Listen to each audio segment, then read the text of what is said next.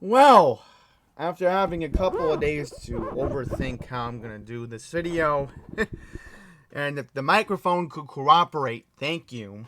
Don't collapse on me. Time to call out Spectrum News Channel 1. And of course, what is on their homepage, you may be wondering? Well, guess what? COVID's on the homepage again. Why aren't I surprised? And what's actually alarming about this, there's actually some testing sites that are actually at risk of being closed. And I'm hoping that they don't shut down the testing sites that we have in Northeast Queens, because right now we only have 3 at the moment. And the only 3 that we have is Queens General and Flushing. We also have that other testing site by 164th Street, and then there's the Alley Palm Park site. So, I mean, cases are on the rise, and I'm not trying to downplay COVID again. And I will admit that the rate of infection in Osnum is actually increasing again. I don't want to go into the specifics, but trust me, this is not a good sign right now. And they're going to probably focus on it. And look what's in the papers. They're focused on January 6th because they're having another hearing next week. All I'm just going to say is thank goodness I am not going to be watching that, because I am likely going to be at work on Tuesday. So let's get to the main emphasis of this video today, because this is, in fact, very, very important. All right. Look what happened during the 4th of July. Okay? First of all, let's give our thoughts and condolences to what happened in Highland Park, because what happened was just something that you would never ever think would happen on our nation's birthday. It's just disturbing to think that, there would be a shooting on our nation's celebration of independence?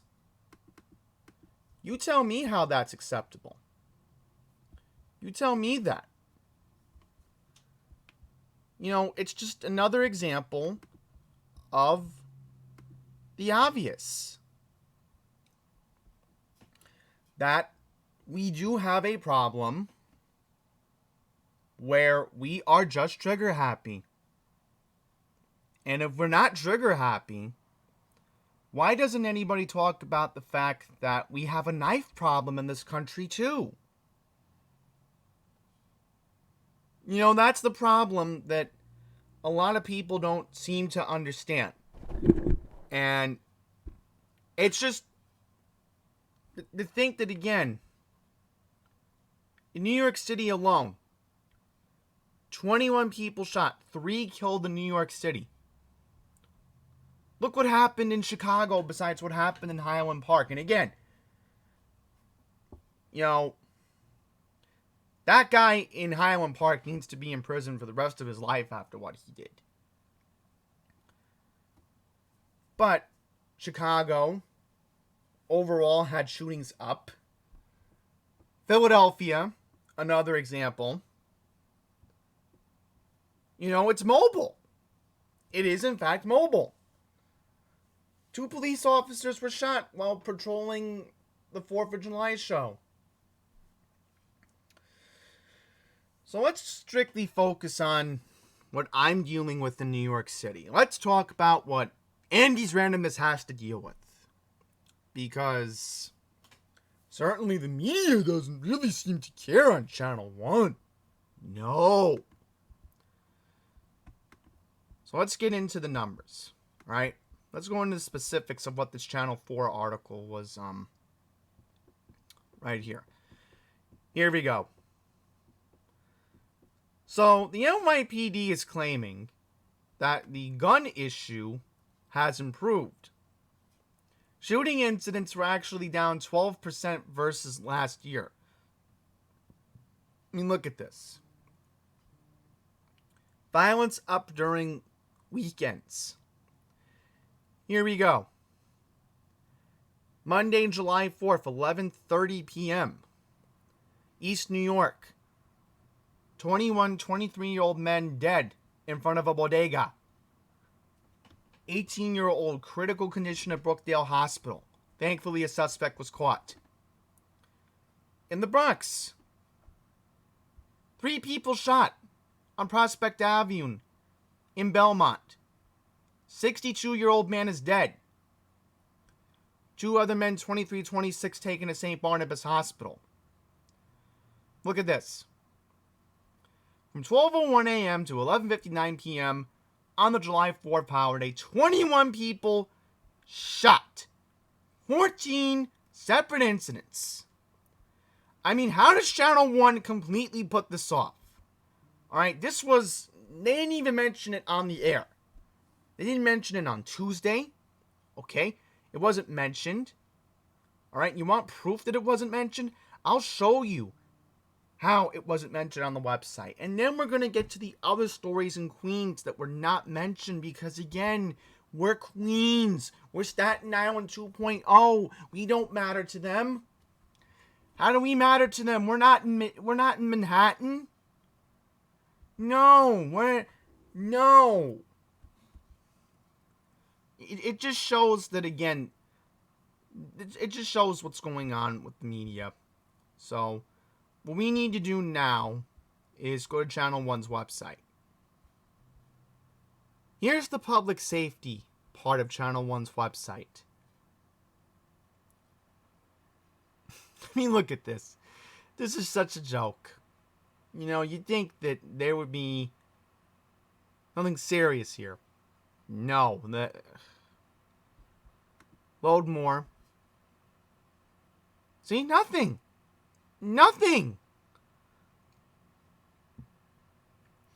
Well, at least they talked about the taxi incident that happened in Manhattan, but I don't want to focus on that because, as I said, there is more serious stuff that we do have to talk about in Queens that Channel 1 just completely put off. So it seems Channel 1 did bring up the situation. Hang on here. I just want to make sure that we have this scrolled up so you can at least see it a lot better. So let's go up. There we go. Daily News leading with a wrap-up of the violent incidents in the city on the weekend.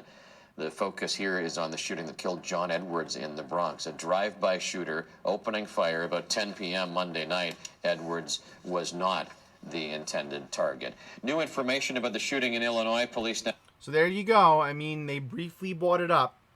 Like a 10-second mention, and they didn't even bring up the fact that in that same article, which I actually was reading yesterday while I was on break at Osnum, let's just say that I had time to read it, and let's just say that they did bring up the same thing that Channel 4 did bring up in their article. So,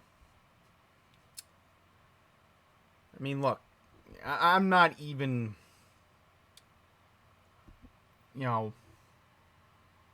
look at this. So it looks like the New York Post is after Alvin Bragg. Good. Alvin Bragg needs to go.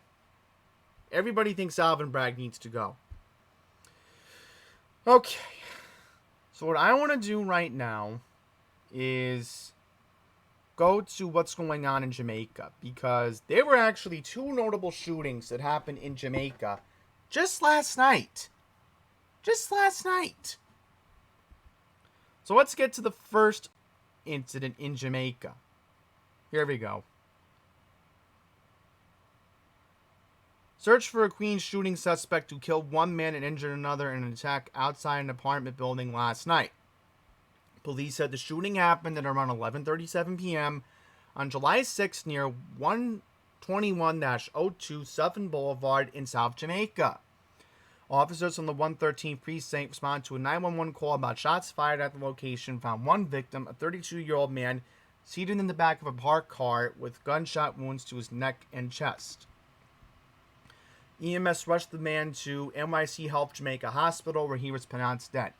Police have withheld his identity pending family notification and to comply with federal HIPAA laws.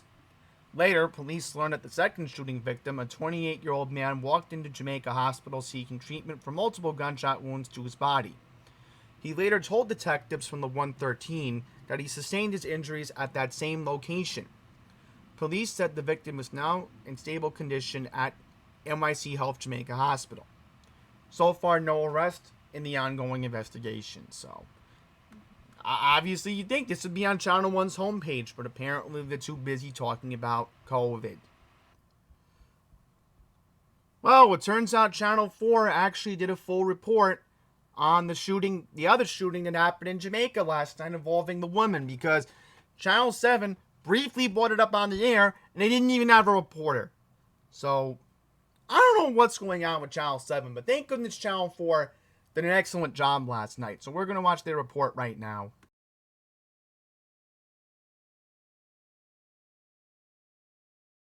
Crossfire, the innocent victim shot in the chest tonight by a bullet that police say was not meant for her. That is our top story at 11. Hello, everyone. I'm David Ushery. Natalie has the night off. Police tell us that woman was hit by a stray bullet in Queens while simply walking down the sidewalk. News 4's Chris Jose following the story from Jamaica with more on what we know about who opened fire. Chris? Hey, David, we are here on Linden Boulevard and 143rd Street in South Jamaica, Queens. Have a look back behind me here. You can see there's an active search happening right now in this neighborhood. A little bit further down the block from us, there's actually a SWAT team on the scene tonight. They're focusing their area around those cars back there and also a few homes. All this happening really picking up again in the last 15 to 20 minutes. This is all connected to a shooting that happened earlier tonight where police tell us an innocent woman walking on the sidewalk was caught in the crossfire. Here's a look at Linden Boulevard and 142nd Street tonight, just one block over from our current location. Police say at least two people and two separate cars started shooting each other. One of the bullets hit the woman just walking on the sidewalk in the chest. We don't know her condition tonight, but police tell us that she is expected to survive her injuries at Jamaica Hospital. Police also say she was not the intended target. Right now, there's an active search for the suspects in those two separate cars. Neighbors say they were enjoying a nice evening outside their homes when they heard the gunshots. It's really sad because we have kids playing on the block this time of night. We have people walking, so it's not safe. Like, we don't know what's going to happen, when it's going to happen, how it's going to happen. I don't know, I'm scared. And we are scared because never happened in this neighbor, and we don't know what happened. And just last night, we reported on the death of a 62-year-old man in the Bronx. Johnny Edwards was also the unintended target in that shooting. In the last 48 hours, starting on the 4th of July, New York City saw more than 24 shootings. Despite a violent couple of nights dealing with gun violence, the police commissioner said today the city has actually entered its 11th week of a decline in shootings and homicides. Back live here in South Jamaica, Queens. Again, police focusing their search right now on Linden Boulevard and 143rd Street. There's a SWAT team on the scene right now. More than 24 officers conducting their investigation. Will continue to stay out here throughout the evening and have the very latest on tomorrow morning right here on NBC New York. For now, reporting live in South Jamaica, Queens, Chris Jose, News 4 New York. So again, that was an excellent report from Channel 4 last night. And I don't know what Channel 7 was doing last night. They briefly brought it up on the air, but did not even have a reporter on the scene. I mean, really, I don't know what else is there to say about that. But they're claiming now there's 11 straight weeks of homicide declines. Yeah, there was a mass shooting in a subway back in April. You tell me how there is declines. You tell me that. You tell me that. It's just so obvious. Eric Adams is just there again for showtime. He's a hypocrite. He is a hypocrite. Hypocrite. Right? I don't want to, Also new at 11, I don't even want to go further into the story, all right? But you get the idea. You get the idea. Okay? So now what we're going to do is let's close this out. And what I want to do is actually read this one. This is the one that I want to read. Queens Village. Yeah, guess what happened in Queens Village? Look at this. Sunday night. Right, here we go. It's happened at 214th Place in Jamaica Avenue in Queens Village. An NYPD off-duty corrections officer and a 23-year-old shooting suspect was hospitalized with injuries. So, 8 p.m. on July 3rd. Alright, so look at this. So there was a gun battle on the street. And we know that officers on the 105 responded to the incident. The suspect was shot 3 times and the off-duty officer was struck in the leg. EMS rushed the cop to North Shore University Hospital and the victim to Jamaica for treatment of their injuries. So I'm thinking, why was the officer taken to North Shore unless maybe, if it's a leg injury, you know, you'd think Long Island Jewish would be able to treat that, but I don't know. Maybe it was the officer's request, because sometimes you can request an ambulance to take you where you want to go. So, probably because, again, I know North Shore has more operating tables available than LIJ, so that would make sense. Later, according to Madry, a third individual, this is the chief of detectives, had been wounded in the shooting. Okay, so, you know, and mind you, I want to mention that as Eric Adams was holding a press conference on Sunday night, the fireworks were going off. Interesting. So you would think the police would actually tell the people to knock it off because the mayor is speaking. All right, literally, if I was the mayor, all right, I would be saying, no, I am not having fireworks at my press conference. You need to tell these people, knock it off, go up to the roofs, and tell them at least knock it off till I'm done speaking. All right? Literally, I was watching that press conference on Sunday, and I couldn't even hear the mayor speak. All right, well, we're done with that topic. And again, you get the idea, as usual. All right, so there were a couple of robberies that have been going on. We do need to get to this, because there was a shooting in Flushing. And I do want to get to, what else here? Oh, yeah, we definitely got to get to this one. This is a very important one right here. The fire that happened in Bayside. So we will get to the robberies as we go along here. Because, man, I don't know what is going on with these robberies, but we have a lot of them that we're going to get into as we go along here. And I really wish that Spectrum would cooperate. There we go. All right, so here we go. Shooting in Flushing. Where did this happen? Investigators say the men were walking down High Street around 3 a.m. when they suddenly pulled out guns when at least one of them opened fire, breaking windows at the location, creating a substantial risk to the public. So it says here that the gunman took off an unknown direction. So Crime Stoppers is looking for a suspect last seen wearing a black hooded jacket, black face mask, black pants, black shoes. Another man was seen wearing a black hooded sweatshirt, camouflage-like design, black face covering, black pants, and dark sneakers. So, Crime Stoppers is offering a $3,500 reward.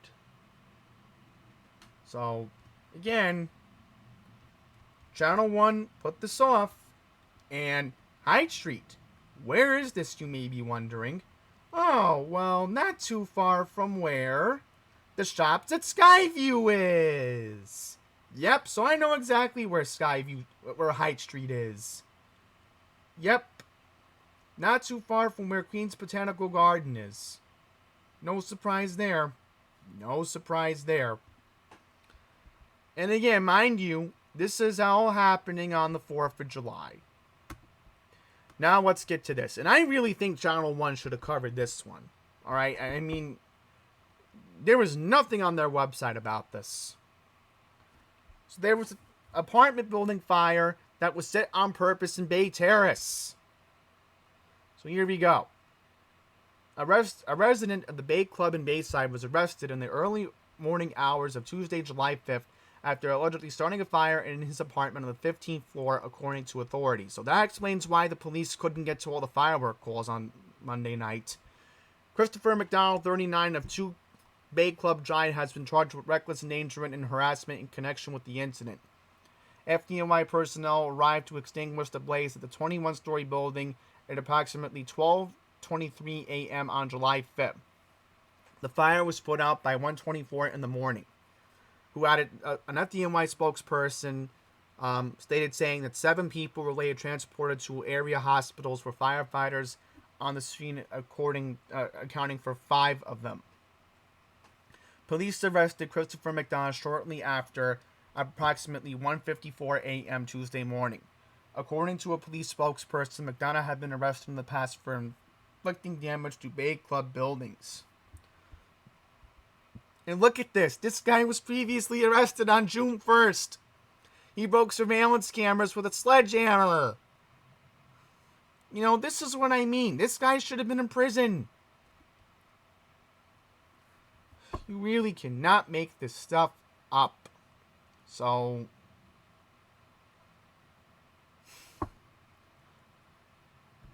defendant, I mean, is this a spokesperson for Melinda Katz? You know, this is what makes it so confusing. Alright, so now we're going to get to the robberies that have been going on in Queens, and, you know, it's just so disturbing to think that we have a lot of this stuff being ignored by, of course, Channel 1. So let's get to the first one, because this is important here. So here we go. Authorities state that a suspect robbed a Ridgewood bubble tea shop in June. A man with a light complexion and a medium build with dark gray hair threw a brick through a glass of Mr. Wish in Ridgewood, located at 66-27 Fresh Pond Road within the 104 precinct, just after 6 a.m. on Tuesday, June 28th. Once inside, the crook nabbed $400 in cash in the register before fleeing the location on foot. Surveillance video released by the NYPD shows the man picking up the brick and tossing it through the front door. The suspect was last seen wearing a black hooded sweatshirt, blue jeans, and white sneakers. So we do have a surveillance video of what happened that morning, and it looked like there were a few cars that were going by Fresh Pond Road. Yeah, see, look, at 6 a.m. on a Tuesday, I mean, it kind of did look busy. Oh, look at that. Rewind that. See that? Look at that. A bicyclist noticed what was going on. Yep.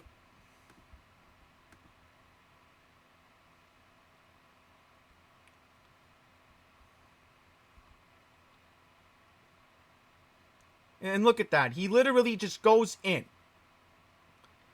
And they got a pretty good view of him. Let's see. I'd have to assume this guy's probably in his 50s or 60s. Because, I mean, this guy definitely looks like he's in that age group. So, believe me, the police have a good idea who it is. But they gotta catch this guy. They really do. And then look at this.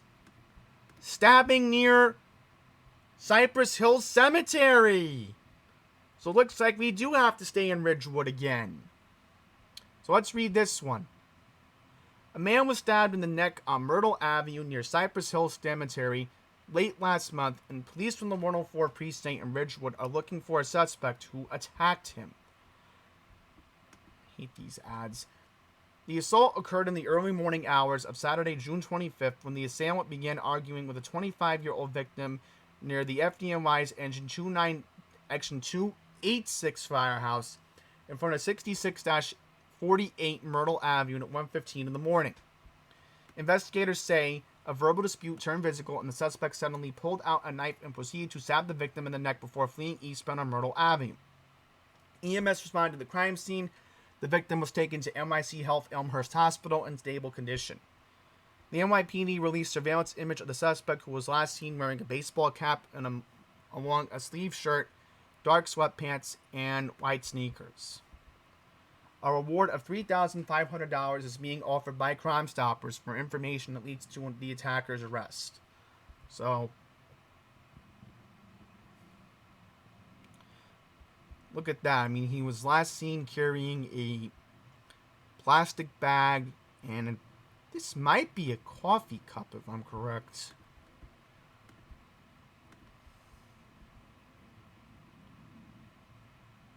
Well, look at that. Off-duty firefighter busted for drunk driving. I don't even want to really get into that. We do need to talk about the robberies, though. That is more of a priority. So I'm going to read these last 3 stories to wrap up this video. So I think what we'll do is we're going to read the bank robbery story that happened in Sunnyside. So let's read this one. Yeah, this is the one that Laura Uhl was talking about. Okay, so we do have an update on it. Yeah, because Laura Uhl posted this on her Facebook page. Here we go. First reported by Laura Uhl Facebook, the NYPD released video surveillance that showed an alleged perpetrator behind a bank robbery on Queens Boulevard in Sunnyside last month. According to Laura Uhl, the robbery went down just before 5 p.m. on Friday, June 24th, when the suspect entered the Capital One Bank branch located at 40-20 Queens Boulevard. The man approached the teller and passed a note demanding cash. The teller complied, passing the suspect $100 in cash, which he took off on foot eastbound on Queens Boulevard. So, mind you, this happened literally right by the 40th Street 7 train station. Thankfully, the good news is NYPD reported that there were no injuries as a result of this incident. Police from the 108th Precinct in Long Island City are looking for the suspect. According to Crime Stoppers, he has a dark hair and a beard and was last seen wearing a blue face mask, dark hooded sweatshirt, white lettering across the chest, dark sweatpants, and dark sneakers. So, and apparently they forgot to mention that this guy probably looks Middle Eastern. Yeah, see? You could definitely tell. I mean, by the skin complexion and by the facial features, you could definitely tell he looks like that. Okay, so now we're going to get to... You know what, actually, let's save that one for last. We're going to get to a bodega that was robbed in Jackson Heights, because it is in the same area. Police from the 115th Precinct in Jackson Heights are still looking for a man who allegedly attacked an employee at a smoke shop on 37th Avenue in broad daylight last month. The incident occurred at around 11:10 in the morning on Monday, June 20th at the Smoke and Beer Shop located at 89-17 37th Avenue. The suspect entered the store and began a verbal dispute with the 64-year-old clerk.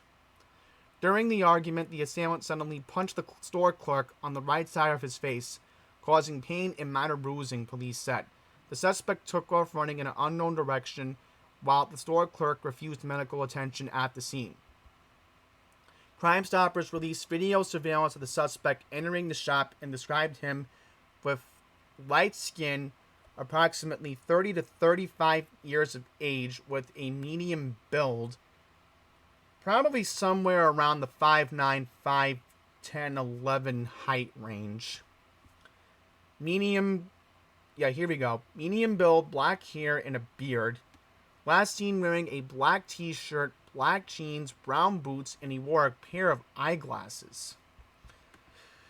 So they got a pretty good idea of who they think this is. They definitely could tell.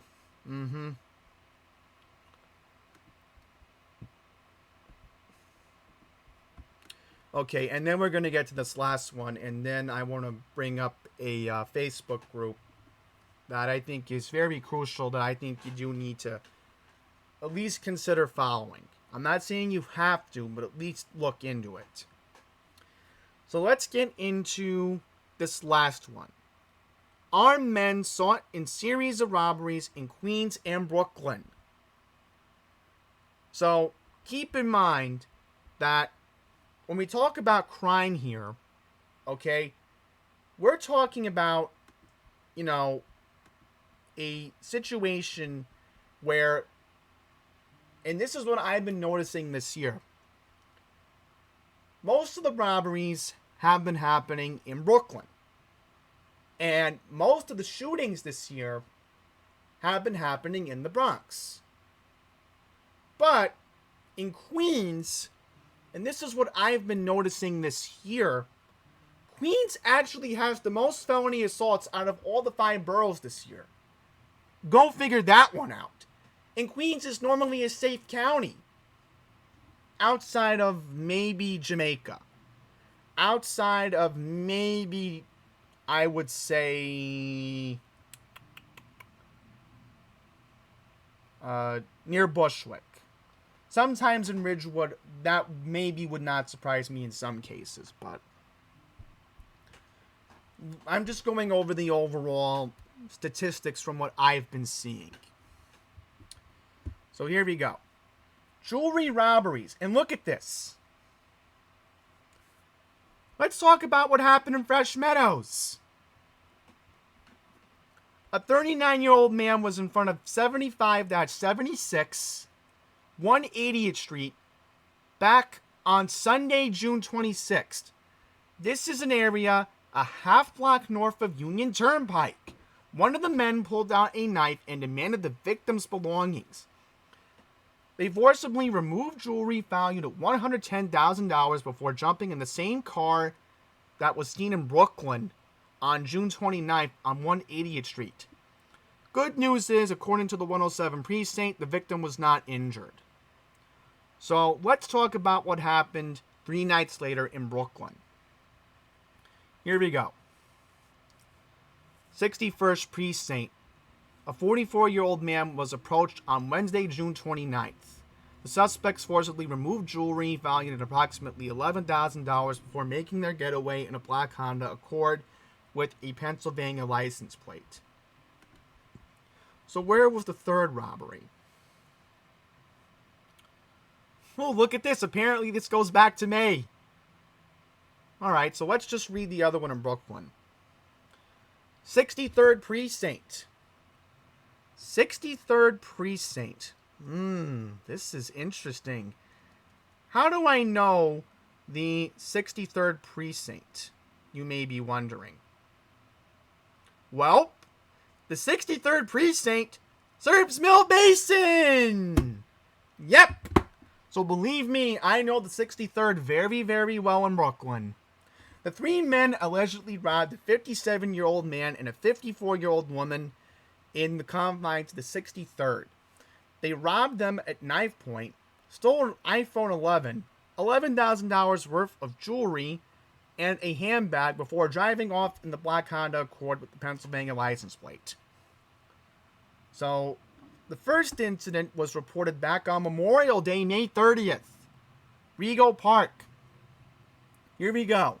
37-year-old man was approached at 99-17 65th Avenue. A knife was taken out. This time, the 3 men forcibly removed $200,000 worth of jewelry from the victim before taking off in the same Honda Accord. So, here we go. We do have a video of what happened at Rego Park, at least. So that is the good news. But I mean, look at this. I mean, these guys were in Fresh Meadows, for crying out loud.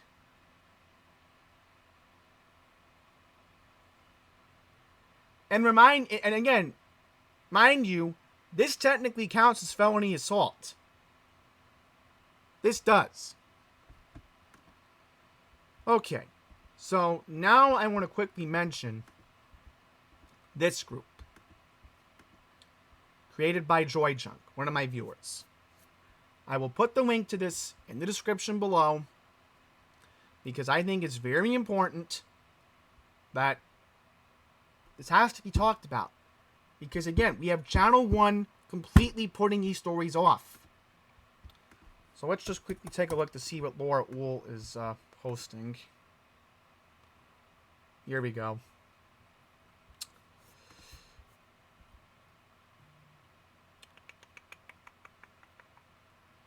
Just trying to see here if anything is notable.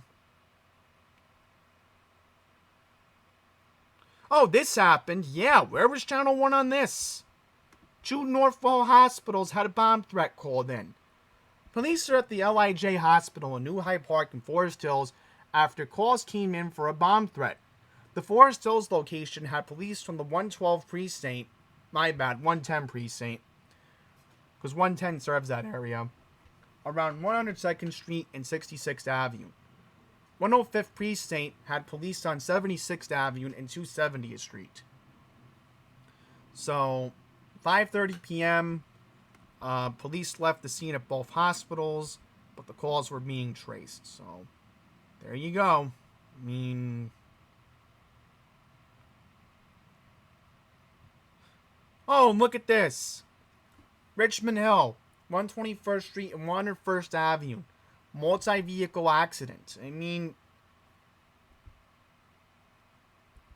It's so obvious what's going on. Oh, and then look at this. Look at this. Shooting in Jamaica. So I'll read these last two. 137th Avenue to 171st Street near the airport. Ongoing investigation. So, 2 females and... My bad. 2 males and 1 female. And look in the Bronx. Cross Bronx was shut down on July 4th. 2 people shot from a drive-by shooting. And then let's read this one. 2 people shot in Forest Hills. Forest Park, 2 people shot. Union Turnpike and the Interborough Parkway. Drive-by shooting. 2 people drove to MIC Health Jamaica Hospital with bullets confirmed with the approximate location. So, as I said, you're not going to hear about this on Channel 1. You really are not. And look, they updated their page to show Brittany Griner as of 12:20 p.m. So, I'm done here. I've made my case. And you know what? As I said, as long as Pine Power's going to keep calling out Channel 12 in Long Island, which again, he's been doing a good job fighting his battle in Long Island, I'm going to keep my battle in New York City, especially in Queens, because this channel right here is ignoring us time and time and time again. And I will not stay silent until they change their antics. So that's it.